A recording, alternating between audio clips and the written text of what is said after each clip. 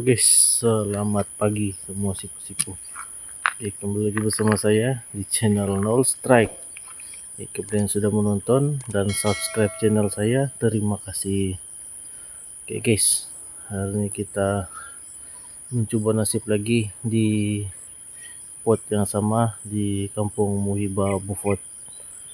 Oke guys, coba nasib lagi lah di sini. Mana tahu ada manis-manis kan yang mau ikut balik. Hari ini saya bawa saya punya pikat. Ini saya kasih tengok. Ini saya punya pikat hari itu guys, yang saya dapat 2 ekor yang biru besar di pot legend tu. Ini yang dapat kedua tu, yang hingga pulut. Kita mau dengar bunyi dia macam mana. Ini pun sama juga umur dia, 2 minggu sudah. Mau dengar okey ke tidak bunyi dia. Kita mau uji lah hari ini. Sama kita bawa saya punya pikat solo juga ni. Ini pun kita burung lama tapi jarang ikut pergi mundul. Ini pakai jebak dia. Satu pakai jebak sangkut. Ini sama jebak 2 pintu lah. Ini hari tidak pakai pulut, jebak saja. Oke lah guys, itulah saya punya burung tadi yang saksi review. Ya guys, itulah burung yang saya buat saksi review udah tadi. Jadi semua sudah siap, tinggal kita tunggu masa lagi nih burung melimpas. Oke guys, tanpa membuang masa, jom kita lanjut.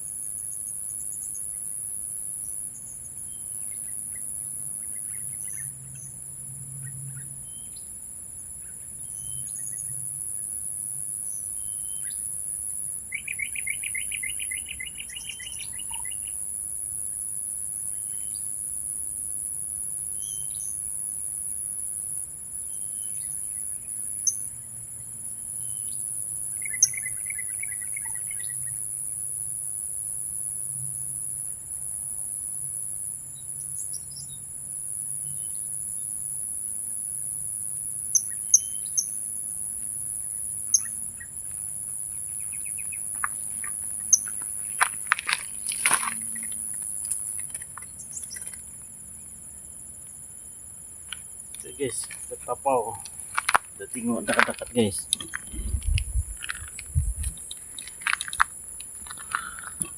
Nah, masuk jebak dia guys, dada merah. Mantap. Udah kita ambil.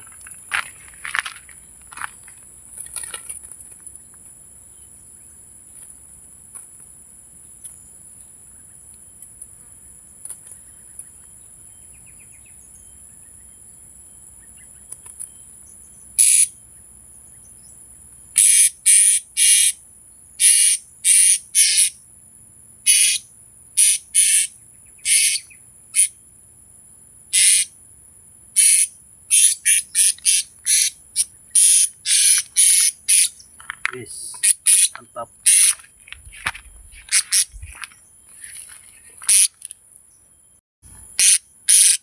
Guys, kita strike dada merah. Patuknya kecil di ujung. Oke guys, macam urang-urang punya, lihat selepas ada kabel tie warna purple. Mantap. Oke guys, sekarang sudah jam 9, masa untuk balik kan. Oke guys, macam gitulah cerita tadi. Kita dapat satu ekor merah dada. Memang orang punya lah itu, terlepas. Sebab pada kabel tie warna purple di kaki itu sering dilihat. Jadi apapun memang rezeki kita lah hari ini guys, biarpun satu ekor, tapi boleh tahan juga lah. Saya punya pemikat yang buat 2 minggu tuh, dia boleh tapau juga dada merah. Jadi, apapun, kalau berminat sama ini video guys, sila like, comment, share dan subscribe. Kita jumpa di video seterusnya. Mantap.